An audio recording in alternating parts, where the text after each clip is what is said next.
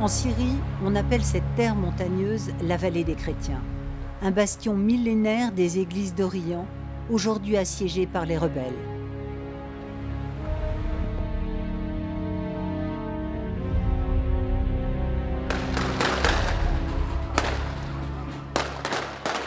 Sur ces terres façonnées par des siècles d'histoire chrétienne, la communauté vient rendre un dernier hommage à l'un des siens, un père de famille égorgé, victime de l'allégeance de son village au régime de Damas.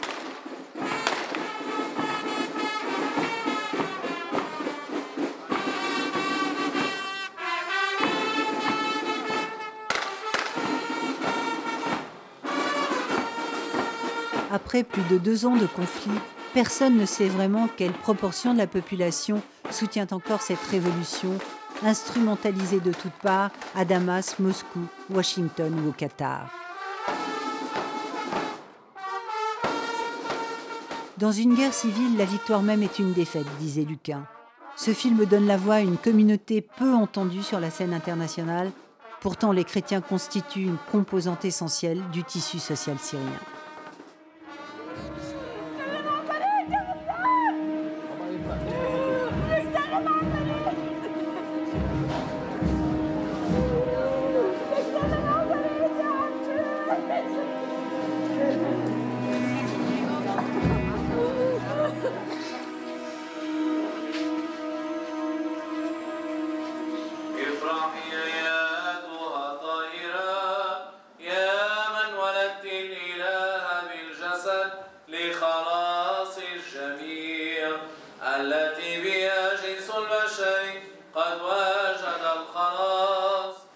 وإذا كانت أعمال بعض الناس شريرة كما يقول يوحنا فالشر لا ينتصر.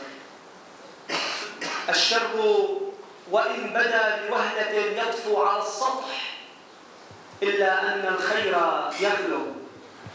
نجتمع لنودع هذا الأخ غسان الذين قتلوا فمن يقيمهم.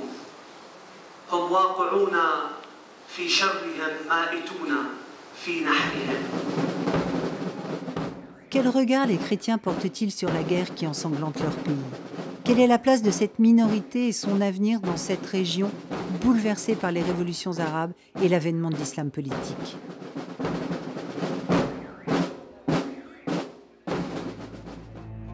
À 200 km au sud de la vallée des chrétiens, Damas.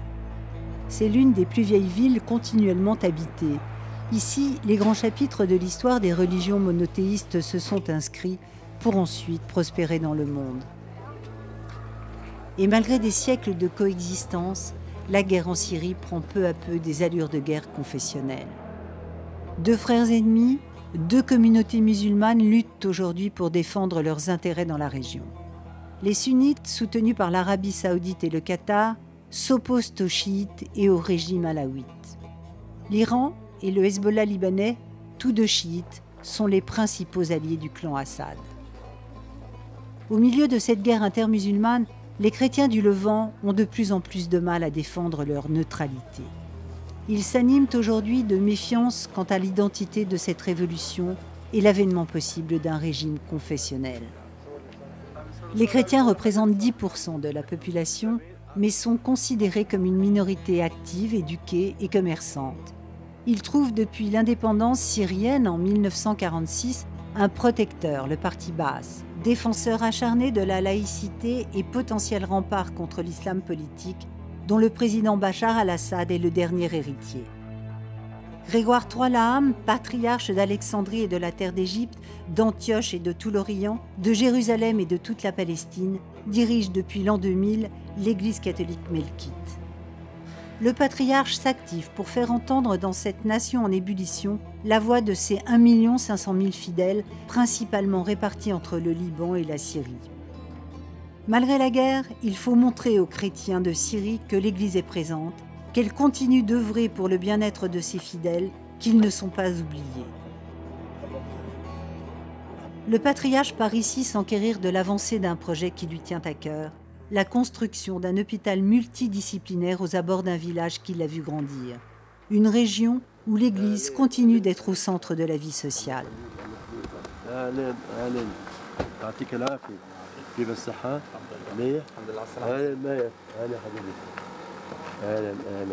Sur ces terres, l'un des derniers bastions de l'araméen, la langue du Christ, le patriarche veut inscrire et affirmer la présence des chrétiens qui, en Syrie comme dans les autres pays du monde arabe, sont de plus en plus minoritaires.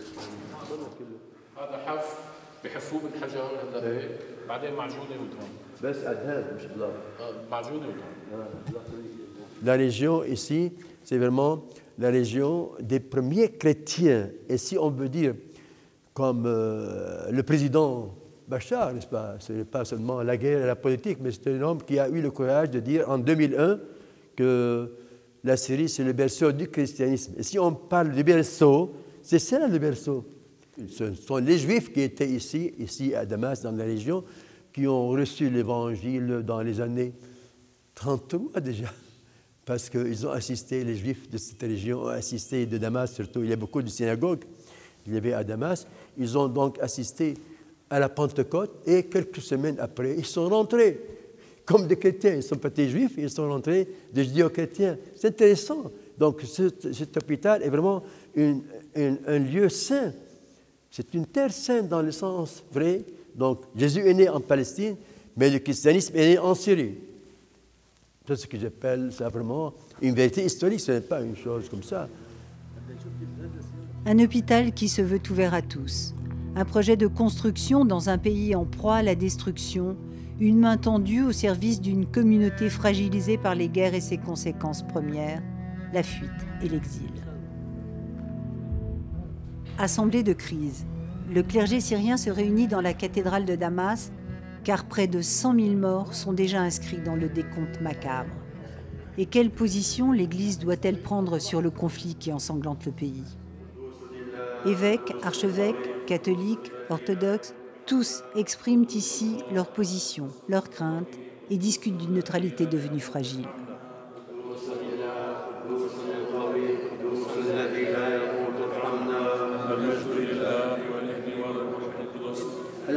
Je veux partager avec vous ma vision du rôle que les chrétiens doivent aujourd'hui prendre en Syrie. Nous devons être les acteurs de la réconciliation. Cette réconciliation est essentielle pour le futur de notre pays. Nous n'avons pas d'armes et je n'ai jamais vu l'un des nôtres tenir une arme, ni les prêtres, ni nos enfants. Notre arme, c'est notre foi. Quoi qu'il arrive à l'avenir, je ne partirai pas, je ne fuirai pas. La Syrie est mon pays. Je souhaite mourir sur cette terre, mais comme vous, j'espère bientôt vivre en paix. Dans la salle de réception du patriarcat, il se retrouve pour renouer les liens d'une église parfois divisée sur la marche à suivre face au conflit. Une église qui doit parler d'une seule voix et réaffirmer son rôle au sein de la société syrienne. J'ai eu l'expérience de 4 ans comme annonce ici. J'ai vu que les relations entre chrétiens et musulmans étaient très bonnes, très bonnes. C'était presque ici, c'était un exemple dans tous ces contextes où les chrétiens sont en minorité.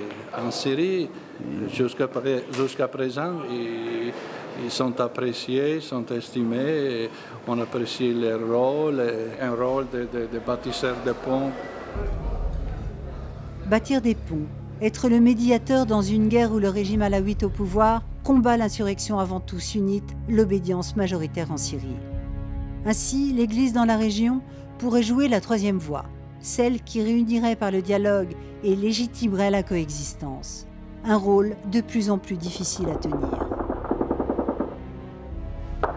Nord de la Syrie, zone de combat. À quelques dizaines de kilomètres de la frontière libanaise, la rébellion sunnite s'organise. Hassan, un ancien instituteur devenu sympathisant de la révolution, refuse de prendre les armes. Il risque pourtant sa vie.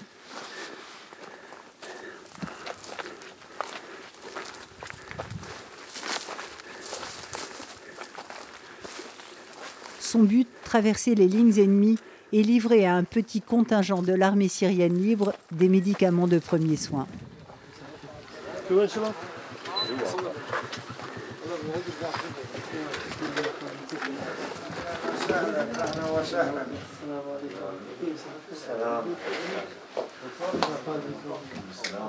Pansements, poudre anti-hémorragique, kits d'urgence, des denrées rares qui peuvent sauver les vies de ces frères musulmans.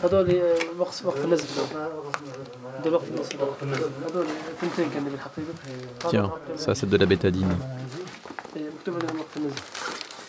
Là du sparadrap.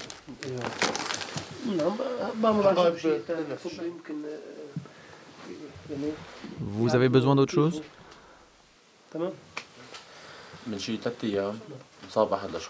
On a eu un blessé grave, mais pas de médicaments. On n'a rien pu faire ici. Il n'a pas arrêté de saigner. Il a fallu qu'on l'emmène en Turquie. Sans médicaments, un simple blessé peut mourir. Ça, c'est des seringues. Elles contiennent des antalgiques. Cette seringue, vous pouvez l'utiliser directement sur la blessure et ça arrêtera la douleur. Tous les soldats peuvent utiliser ces médicaments facilement. Ils n'ont pas besoin d'entraînement spécifique pour les utiliser. La première blessure sunnite de l'ère moderne date du massacre d'Hamma en 1982. Le régime alaouite réprime alors violemment l'insurrection et les attentats sanglants des frères musulmans, parti politique aujourd'hui au pouvoir en Égypte. D'un point de vue religieux, nous les rebelles sommes des djihadistes. D'un point de vue civil, nous sommes des révolutionnaires. Bachar dit que nous sommes des terroristes. Mais nous, on aime tout le monde. C'est lui le tueur. C'est lui qui a demandé l'aide de l'Iran et du Hezbollah. Il essaye de faire une guerre confessionnelle en Syrie. Les troupes de Bachar ont commis des atrocités, des viols. Ils sont entrés dans les mosquées et rien ne peut les arrêter. On est obligé d'utiliser leur propre méthode. Et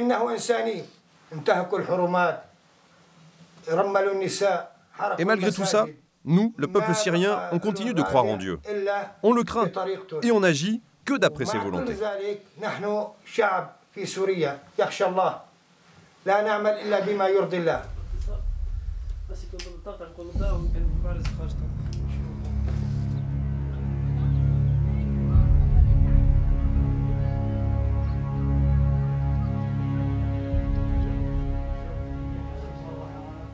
Les combattants de la révolution en Syrie, militaires qui ont changé de camp, civils prêts au sacrifice ultime, ont le plus souvent une confession commune, l'islam sunnite, et un même objectif, renverser le pouvoir de Bachar al-Assad.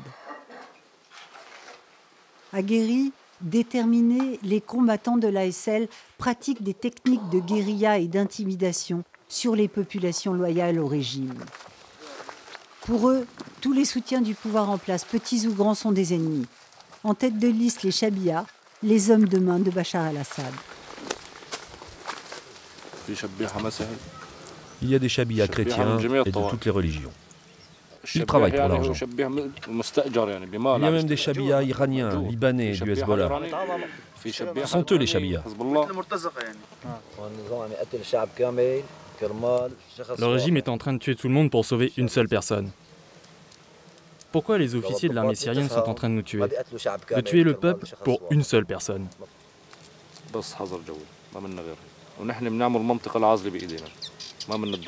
Il nous faut l'aide de forces aériennes et on s'occupera du reste en une semaine. Voilà ce qu'on demande. On peut rien faire avec nos kalash contre un avion ou un tank. Aujourd'hui, on n'a que Dieu pour nous aider. Un seul objectif non négociable, faire tomber le président Bachar el-Assad, même si ce n'est pas un homme, mais tout un appareil décisionnaire, uni autour de l'idéologie bassiste qui verrouille l'ensemble des institutions du pays. Dans ce contexte, le dialogue semble improbable et le rôle de médiateur de l'Église compromis. Une fracture, un vide qui fait trembler les pays voisins. Au Liban, tout proche, l'histoire se mêle intimement à celle de la Syrie. Créée en 1920 pendant le mandat français au Levant, la société libanaise est également multiconfessionnelle. Mais au pays du Cèdre, les chrétiens regroupent 30% de la population et peuvent encore, par leurs actions, démontrer leur neutralité. Vallée de la Beka, une zone frontalière avec la Syrie, où près d'un demi-million de Syriens, la plupart acquis à la cause des rebelles, trouvent un refuge précaire à quelques kilomètres parfois des zones de combat. Ici, plus qu'ailleurs dans la région, les réfugiés vivent dans la peur d'être dénoncés aux organes du régime syrien. Ils savent que le gouvernement à Beyrouth est contrôlé par un ami de Damas, le Hezbollah chiite. Ils viennent d'Homs, d'Idlib ou d'Alep et n'avaient pas les moyens d'aller ailleurs. Au Liban, on les appelle pudiquement les déplacés. Au centre Caritas, le docteur Simon Kolandjian et son équipe préparent des stocks de médicaments. À bord d'une clinique mobile, ils s'apprêtent à sillonner la vallée de la Bekaa le long de la frontière syrienne. Un objectif, soigner un maximum d'enfants de réfugiés syriens. Jour après jour, la population de réfugiés augmente. Elle double, triple régulièrement à cause de la situation en Syrie. La plupart des réfugiés qui viennent au Liban sont pauvres. Ils sont parmi les plus pauvres de Syrie. Ils n'ont pas la possibilité d'aller ailleurs.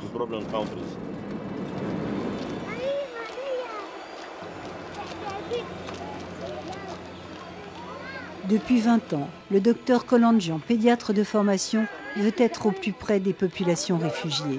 D'abord palestiniennes, puis irakiennes et aujourd'hui syriennes.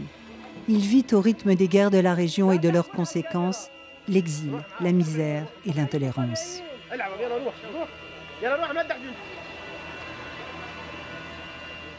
Les besoins sont immenses. Un enfant de la guerre vient de naître. Le docteur se rend au chevet du nouveau-né et de ses parents.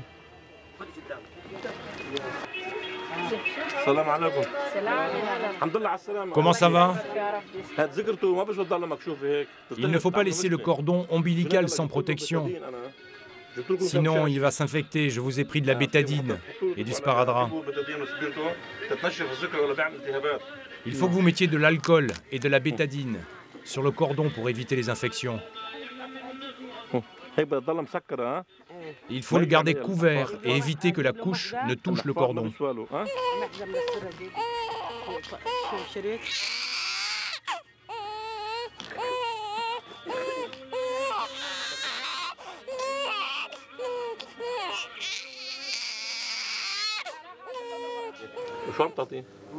Qu'est-ce que tu lui donnes là? De l'eau et du sucre. Il donne aux nourrissons de l'eau et du sucre. Ce n'est pas un traitement, ça. C'est pas bon, ça. Donne-lui du lait seulement et ne donne jamais d'eau avec du sucre. C'est pas un médicament. Il a une jaunisse, c'est physiologique.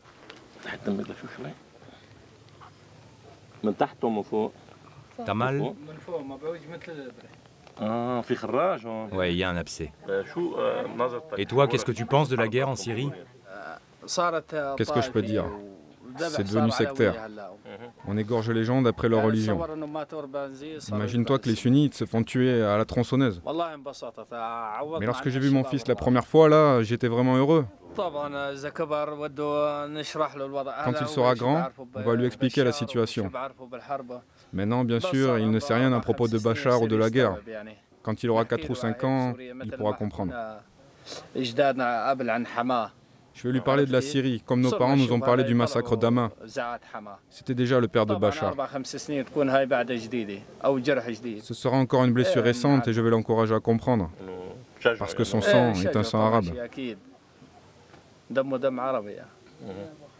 Les Libanais ont déjà vécu une guerre similaire qui a commencé en 1975. La guerre qui se déroule aujourd'hui en Syrie, nous l'avons déjà vue au Liban avant. Je suis né en 1961 et je sais ce que c'est que la guerre. Vous savez, je ne ressens pas vraiment de tristesse aujourd'hui parce que malheureusement, je suis habitué à la guerre.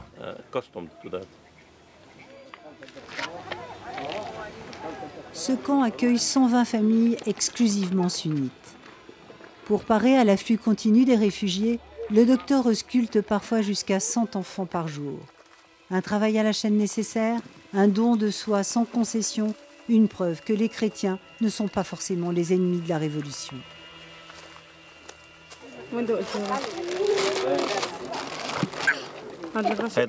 Celui-là, tu le prends le matin, là il y a des vitamines. Ça, c'est des antalgiques pour la température, ça, c'est pour la grippe. Tu donnes 5 millilitres 3 fois par jour. Nous étions à Bab Amer, à Homs. Et quand ils ont commencé à bombarder, on est parti à Damas. Ils ont bombardé Damas, alors on est venu au Liban. Les chrétiens sont maintenant nos ennemis parce qu'ils détestent les sunnites. Ils sont avec Bachar et avec les alaouites. J'espère que Dieu nous donnera mieux que Bachar et qu'on pourra revenir dans nos maisons. On ne veut plus être réfugiés. En Syrie, les chrétiens et les musulmans vivent ensemble.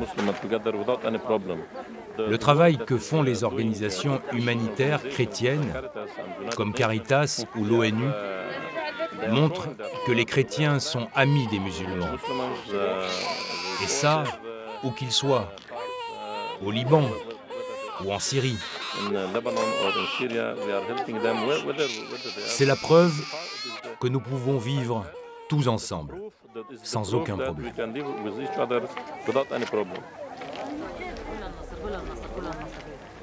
Le Liban, pays de 4 millions d'habitants, meurtri par 15 années de guerre civile, supporte difficilement la charge des réfugiés toujours plus nombreux. La situation devient explosive. Les 2 ans de guerre chez le grand voisin syrien et l'afflux incessant de réfugiés raniment le spectre du sectarisme au pays du Cèdre. Beyrouth dans les années 80. Au cœur de la capitale libanaise, des milices sunnites, chrétiennes et chiites se disputent à l'arme lourde l'identité d'un pays en déliquescence. Les réfugiés sunnites palestiniens, toujours plus nombreux, bousculent malgré eux un équilibre de coexistence confessionnelle fragile. La jeune nation libanaise sombre alors dans les pires moments de son histoire. Les communautés s'entretuent. La haine et la vengeance entachent les cœurs des plus jeunes. Aujourd'hui, ils ont 30, 40 ou 50 ans. Des mères, des pères sont morts à cause de l'autre, le voisin. Cette place des martyrs n'est pas à Homs, mais à Beyrouth, à 150 km de là. Un paysage meurtri par des années de guerre civile. Octobre 2012, la place des martyrs à Beyrouth, 25 ans après, une capitale de nouveau sous tension. Les drapeaux de la révolution syrienne, des partis politiques sunnites et salafistes s'invitent sur la place des martyrs. Le général libanais sunnite Wissam al-Hassan, connu pour ses positions pro-révolution syrienne, est mort quelques jours plus tôt à Beyrouth dans un attentat à la voiture piégée.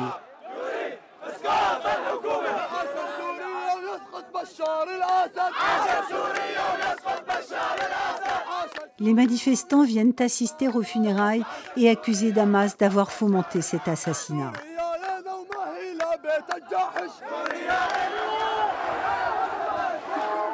La foule crie sa colère contre le pouvoir libanais qu'elle estime à la solde du régime syrien.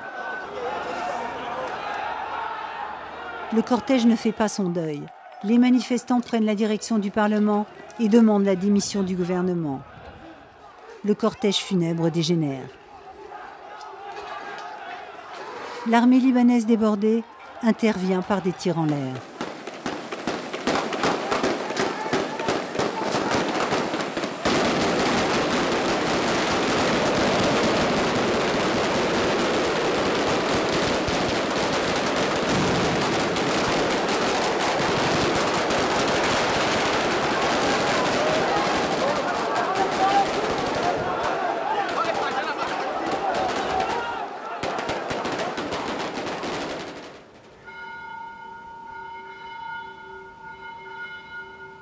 Retour au patriarcat grec catholique de Damas. La déstabilisation de la région et la montée en puissance des mouvements fondamentalistes au sein de l'opposition syrienne mettent en danger les chrétiens d'Orient.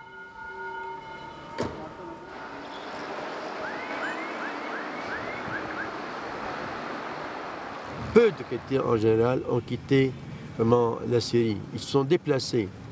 Le plus grand nombre des chrétiens qui ont dû changer de lieu à cause de la situation sont partis dans d'autres places en général.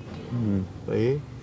Et si jamais c'est le plus grand nombre qui vont au Liban, parce que le Liban, ils ont des parents, ils ont des amis, c'est plus proche, c'est chrétien, donc En général, vraiment, le nombre de chrétiens qui ont quitté la Syrie sont peu, mais qui sont déplacés, on donne le chiffre de 200 000 par là, qui sont déplacés en général à l'intérieur du pays. Voilà, c'est l'église Saint-Cyril que nous arrivons. Là, je sais pas. Un départ qui pourrait constituer une grosse perte culturelle, morale et économique pour la région. Richesse de l'Orient, richesses liturgiques et spirituelles, gestes répétés depuis des siècles.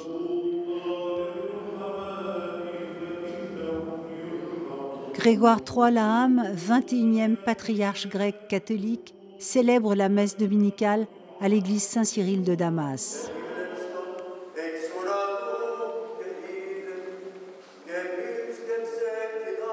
L'église melkite, rattachée au Vatican en 1724, célèbre ses messes en arabe et en grec.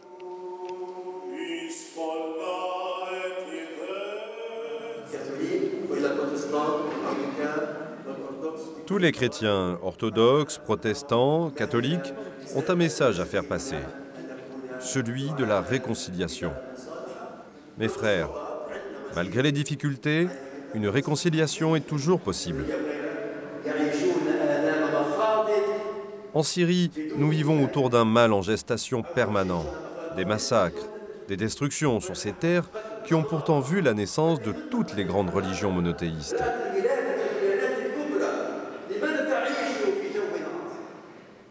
Pourquoi doit-on vivre dans cette tempête? Nous allons montrer que cette région peut être un modèle pour le monde. Montrer que l'homme peut vivre en paix et dans la réconciliation.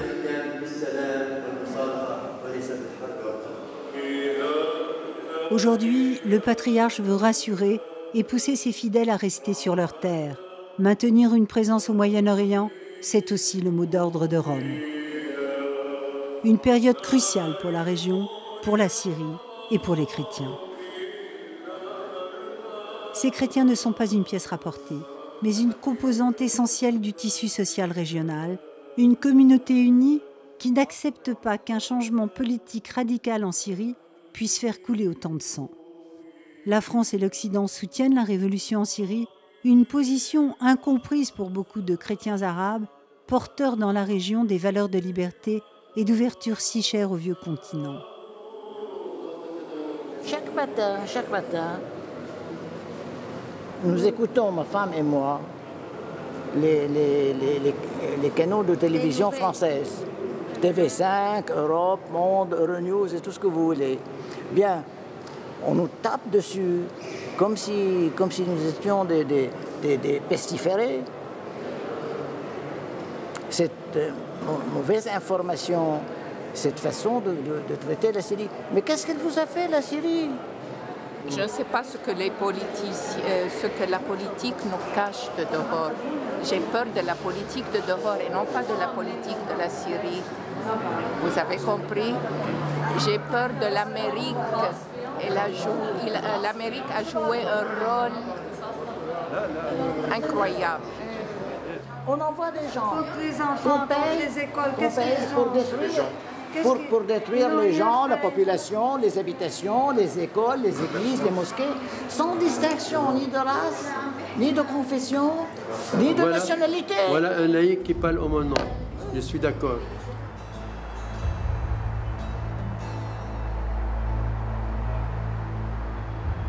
À Zalé, la grande ville chrétienne de l'Est du Liban, le docteur Simon Kolonjian et sa fille partent célébrer le culte au temple protestant.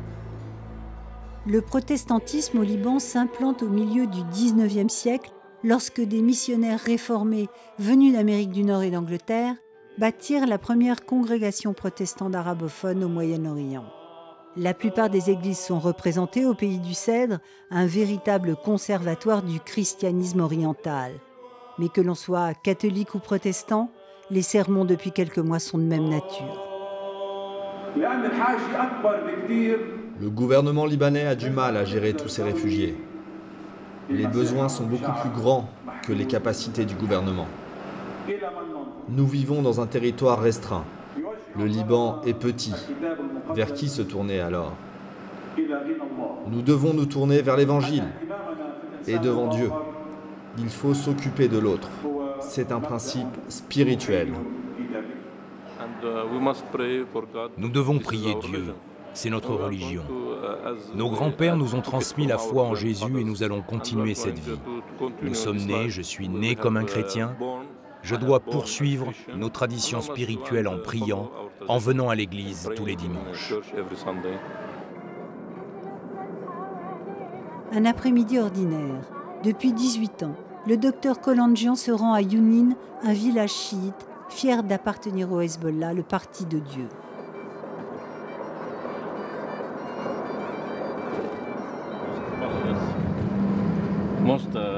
La plupart des gens qui vivent dans ce village sont avec le Hezbollah. Je n'ai pas de problème avec eux parce que je ne m'occupe pas de politique. Je m'occupe uniquement de médecine. Hier au chevet des familles sunnites réfugiées, aujourd'hui aux côtés des chiites du Hezbollah, le docteur bâtit des ponts entre les frères ennemis musulmans. Le Hezbollah libanais soutient activement le régime de Bachar el-Assad, un allié indéfectible face à Israël.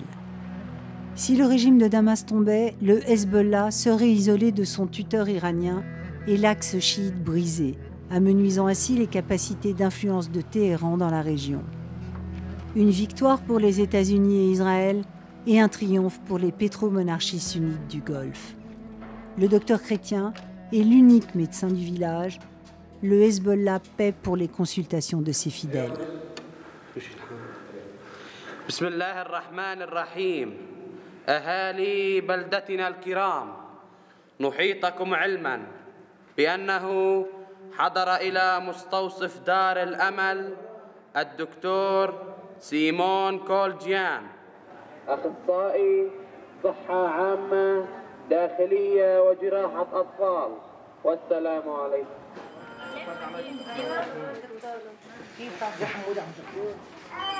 Aujourd'hui, le pédiatre est venu annoncer son départ. Il le sait, la guerre en Syrie pourrait avoir des répercussions plus graves si le régime de Damas tombait. Le Hezbollah et son parti politique au pouvoir à Beyrouth seraient fragilisés et pourraient ressortir ses armes.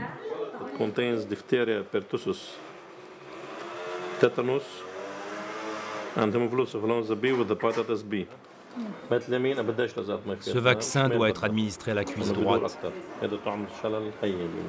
Tu enlèves le pansement dans 1 heure. Vaccination, circoncision, le docteur chrétien est apprécié des villageois. Les gens du village me disent « On a appris que vous alliez partir, que vous alliez nous quitter. Ça va être difficile sans vous. » Je leur réponds, que dois-je faire? Je travaille beaucoup et gratuitement, mais maintenant, il est temps de gagner de l'argent.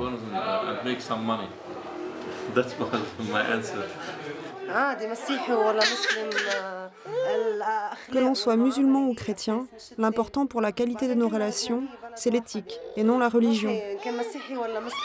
De toute façon, nous sommes tous libanais dans un seul pays. Il n'y a pas de différence entre nous. Il fait partie de la famille, on sent qu'il est avec nous.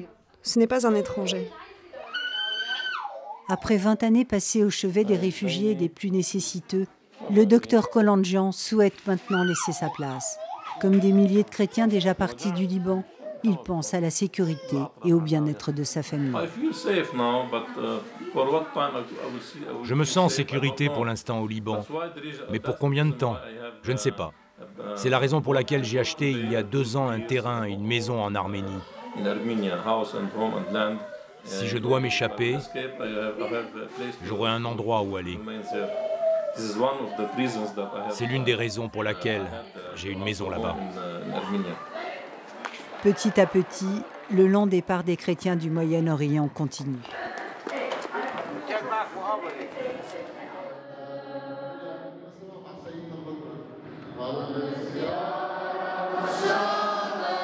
Ferveur, démonstration de foi d'une communauté en temps de guerre. Les révolutions arabes bouleversent des équilibres de coexistence fragiles. Les chrétiens minoritaires en Égypte et en Libye cherchent aujourd'hui une nouvelle place dans des sociétés influencées par l'islam politique. Les dictateurs déchus protégeaient les minorités.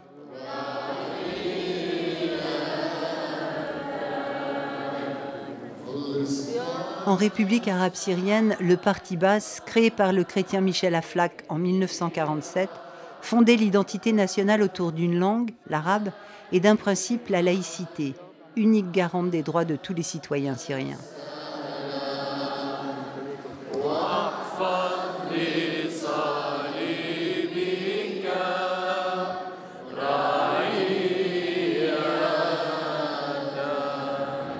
أيها الرب يسوع المسيح إلهنا يا من بارك الخمس الخبزات في البرية وأشبع منها 5000 أن تبارك هذه الخبزات أيضا والقمح.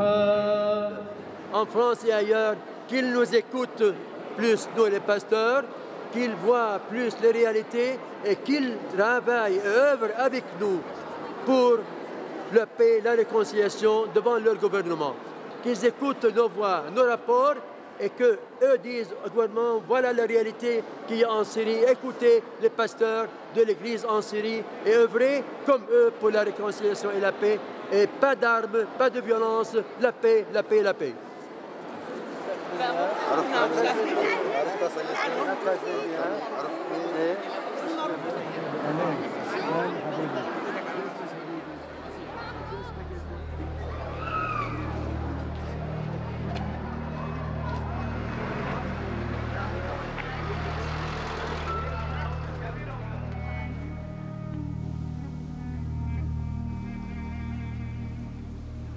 À son bureau, Grégoire Troyes-Laham travaille sans relâche. Il faut informer Rome et les responsables politiques en Europe ou ailleurs dans le monde. Faire en sorte que la guerre s'arrête au plus vite. Agir pour la réconciliation. Pousser au dialogue, même si le régime inébranlable de Damas est aujourd'hui honni par la communauté internationale. L'Église devient alors un acteur à part entière et milite. Voilà, dans ce bureau, il y a des souvenirs différents. C'est une photo qui rappelle mon long séjour et service en Terre Sainte comme vicaire patriarcal à Jérusalem de 1974 jusqu'à 2000, l'année de mon élection comme patriarche. Ici, c'est la réunion après mon élection comme patriarche. C'était normal de faire une visite à Son Excellence le Président de la République avec les évêques grecs catholiques de Syrie, qui étaient donc là. On a été reçus pendant 1h30.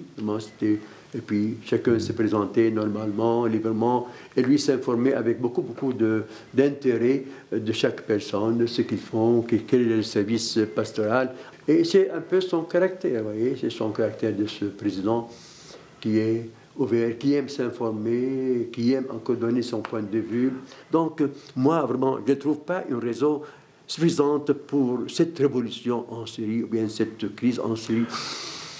Il y a des changements à faire. Et nous, les chrétiens, étaient les premiers à le demander. Nous, les chrétiens, nous sommes vraiment, on peut dire, la morale, et nous sommes la conscience sociale dans ce pays. Nous ne sommes pas des gens qui sont collés, nous avons une liberté de parler, parce qu'on sait que nous sommes francs, que nous sommes indépendants, que nous avons des idées, que nous sommes vraiment des citoyens très fidèles, très fiers d'être syriens et encore très actifs, très engagés dans la société. Nous avons le business, nous avons des banques, nous avons beaucoup de nos fidèles qui sont très, très engagés dans la société. Je ne sais pas qui viendra, mais qui vienne, je ne veux pas appeler ni salafisme, je n'aime pas ces mots, moi. Je dis qui viendra, qu'est-ce qu'il peut m'apporter, moi, comme un citoyen syrien. Je ne vois rien de plus.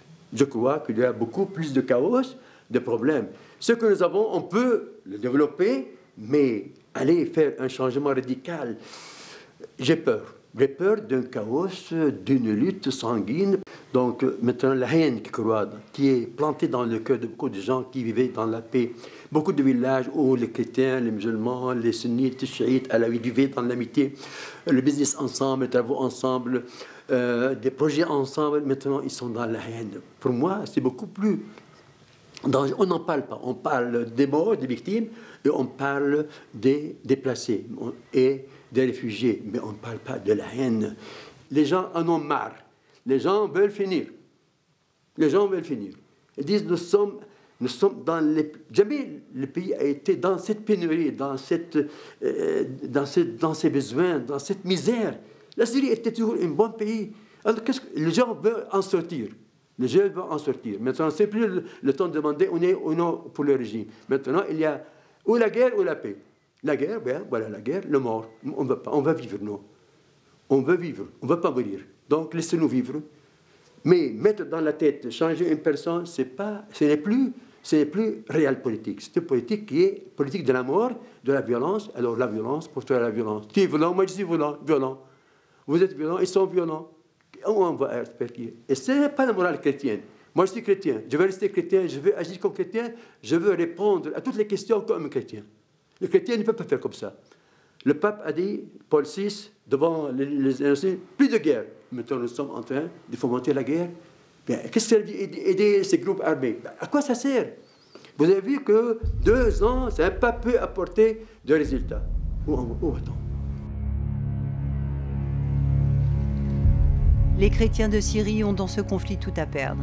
Mais surtout, le bilan macabre de la guerre continue de s'alourdir et la haine entache chaque heure un peu plus le cœur des vivants.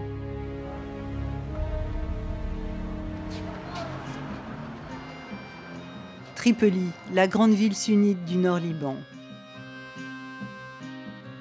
Une ville méditerranéenne, ancien carrefour des civilisations, devenue la caisse de résonance de la guerre civile en Syrie.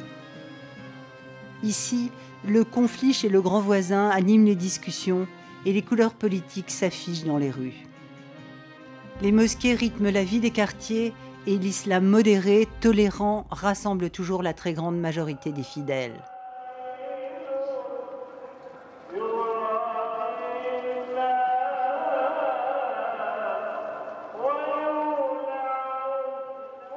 Pourtant, dans 2 quartiers de la ville portuaire, les séquelles de la guerre civile ne se sont jamais vraiment refermées. D'un côté, Bab el-Tebane et sa communauté sunnite, de l'autre, Jabal Morsen et sa population alaouite, la confession à laquelle appartient le président syrien. Tirs de mortier, roquettes, francs-tireurs, les années noires de la guerre civile libanaise refont surface sur quelques kilomètres carrés. Dans ces quartiers, les mosquées ne désemplissent pas.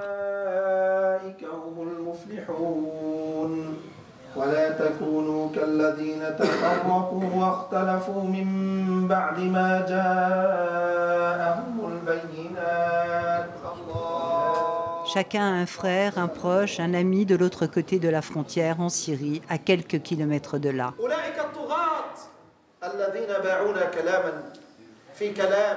Où est le peuple de Mahomet pour aider ses frères? Pour arrêter ceux qui abandonnent nos frères en Syrie. Ces pays ont dit, on ne s'agenouille pas devant Dieu et on n'accepte pas la gouvernance de Dieu et la loi de Dieu. Mes frères, les sacrifices à faire sont nombreux pour arrêter ces tyrans qui s'entraident contre les musulmans.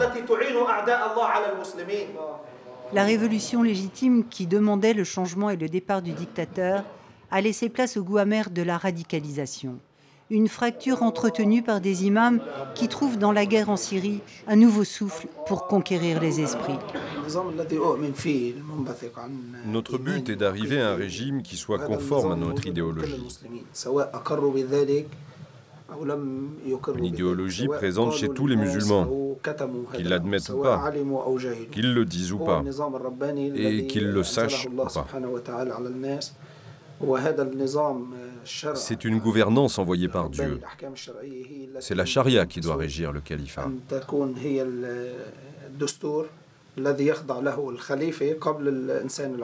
Que l'on soit musulman ou pas, voici le régime auquel les rebelles croient également. Les rebelles en Syrie veulent arriver à ce régime.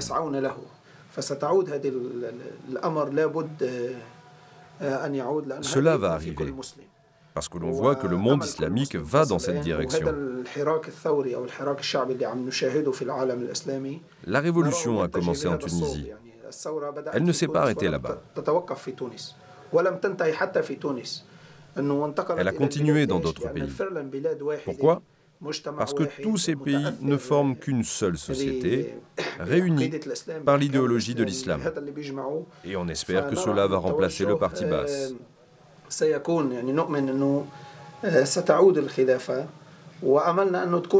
Que la culture islamique délivre les gens du monde matérialiste.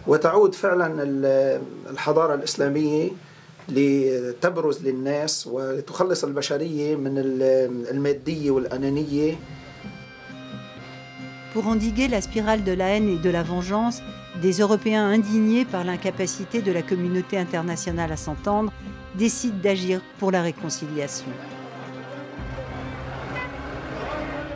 Friedrich Böckern, un ancien haut fonctionnaire de l'Union européenne, proche de députés allemands et fin connaisseur des complexités du monde arabe, est convaincu de la nécessité d'agir rapidement et d'œuvrer pour le dialogue interreligieux.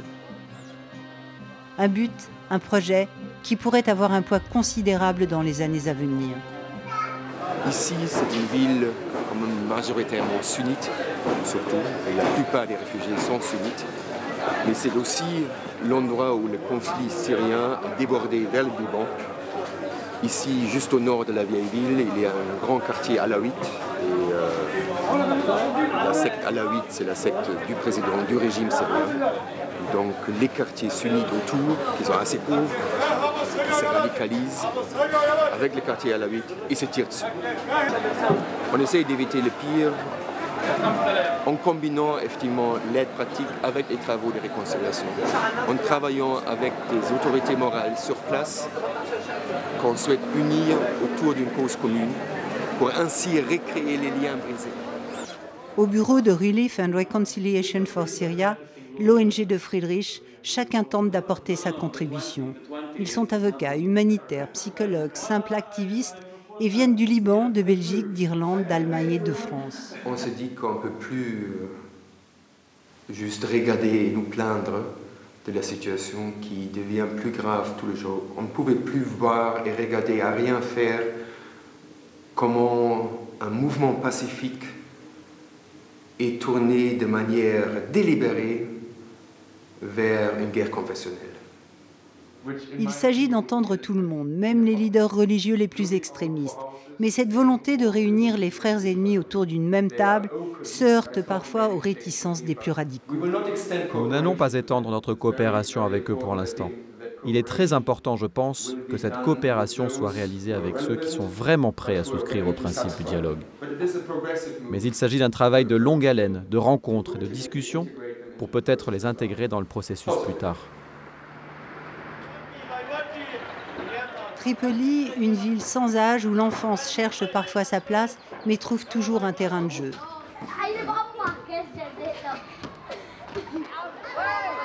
Dans cette école, tous les enfants viennent de Homs ou d'Alep.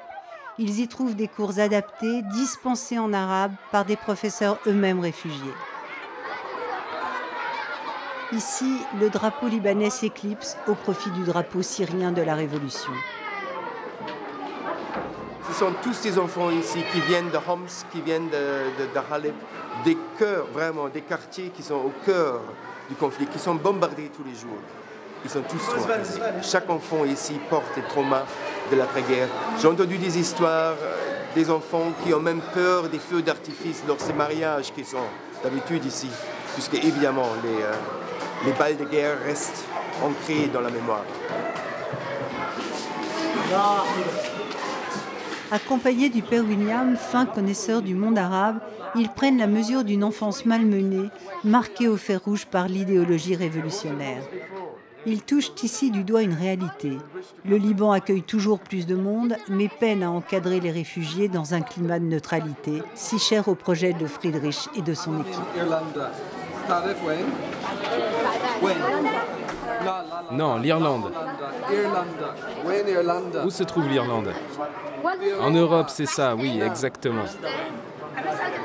Rencontres, échanges, l'expérience du père William avec la guerre civile irlandaise trouve dans cette classe une résonance particulière. Créer le contact, se présenter pour faire passer une idée simple, la paix est parfois plus difficile que la guerre. Bonjour, comment allez-vous? D'où est-ce que tu viens, toi? D'Alep? Assieds-toi. Et toi? Je suis originaire d'Alep, mais j'habite Homs. Moi, je ne suis pas d'Homs.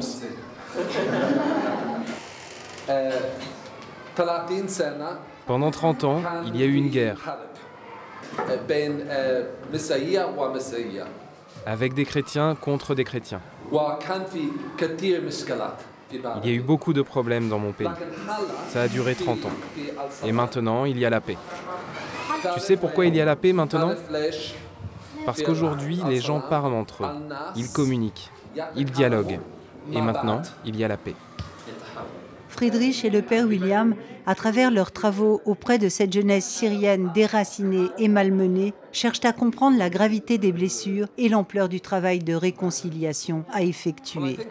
En tant qu'Irlandais, je constate différentes choses dans cette école à propos du conflit syrien. Premièrement, on sait que ça va se terminer parce que tout se termine un jour. Deuxièmement, ça se terminera uniquement avec le dialogue. Et troisièmement, le début du dialogue, c'est simplement la fin de la guerre. Mais ce n'est pas la fin de la paix, c'est le début de la paix. Ça va prendre des années après que la dernière balle ait été tirée. On doit faire quelque chose, on doit agir. Pas seulement pour le court terme, parce que vous savez, c'est des gamins, ils ont 10 ou 11 ans. Ils vont avoir besoin d'une éducation à 14, 15 ans. Ils vont aussi en avoir besoin à 17, 18, 19 ans. C'est vraiment impératif que nous nous impliquions et que nous fassions quelque chose. Pas seulement pour le court terme, mais pour le long terme. Il n'y a jamais eu de bonne guerre ni de mauvaise paix, disait Benjamin Franklin. La révolution en Syrie, piégée par une profonde division de sa population à l'égard du parti Baas et par les intérêts géopolitiques des grandes puissances, s'est transformée en guerre civile dont l'issue est incertaine. La poussée de l'islamisme renforcée par les révolutions arabes remet en cause une coexistence millénaire. Les chrétiens, pris en étau entre une rébellion qui se radicalise et un régime aujourd'hui honni, veulent continuer de croire à la réconciliation, seule solution pour freiner leur exode vers d'autres cieux plus cléments.